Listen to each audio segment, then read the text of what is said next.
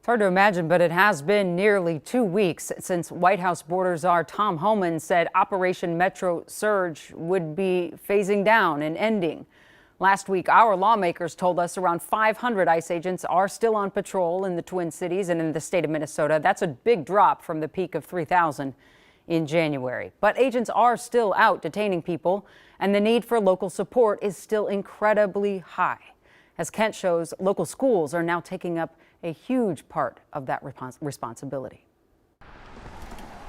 Quiet parking lots and streets around Fridley Public Schools generate excitement these days.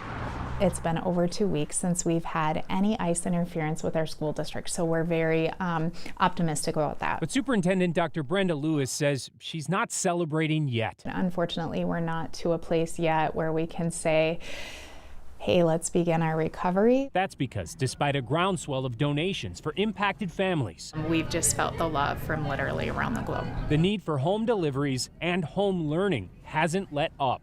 While some districts, such as St. Paul Public Schools, is reporting a big decline in virtual learning from 7,000 students a month ago to 3,800 now, Fridley is a different story. We have not seen that our families feel safe enough for their children to come back in person yet. And she believes she knows one reason why. Get ICE out of schools, out of parking lots, and out of our bus stops. On February 3rd, Lewis spoke out publicly as Fridley signed on to a lawsuit seeking to stop DHS and ICE from conducting immigration enforcement on or near public schools. Effective immediately, we'll draw down 700 people. Despite promises of a drawdown and de-escalation the very next day, Lewis says the reality around several schools that morning was very different. Yelling and screaming at our principal, yelling and screaming at our staff, our students. They were videoing.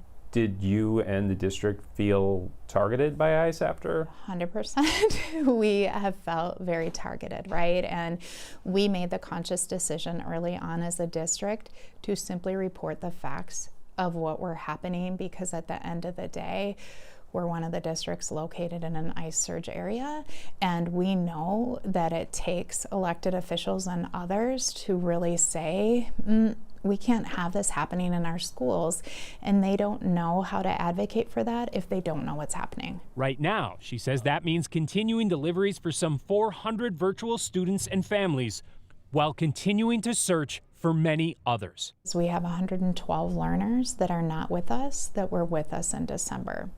How much time do you spend thinking about those more than 100 kids that are no longer here? 98% of my day. Lewis says some of those 112 students have left the country with family, while others might still be detained or simply left the area.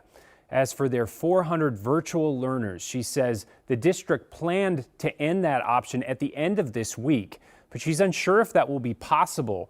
Though things have calmed down directly outside of the schools, she says there was another large ICE operation in town just last week, and fear remains high, Jana. You know, Kent, you and I have been trading stories. You have been speaking with Fridley. I've been talking to Columbia Heights, and it almost matches it exactly. Like, families are still a little bit unsure. They need to wait a little bit longer, they are saying. Yeah, exactly. And she said she really doesn't know when that magic time is, especially because, again, even if it's not outside the school, it's in town.